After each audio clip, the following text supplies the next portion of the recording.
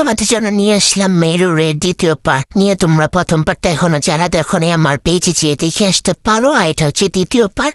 দ্বিতীয় পার্টে আমি দেখাচ্ছি যে মাইক্রোমেন্ট দড়িগুলো আমি আরেকটা দড়ির মধ্যে পেঁচেছিলাম, এখন ওগুলো ছাড়িয়ে এখন আমি চিরন দিয়ে আশ্রাবো।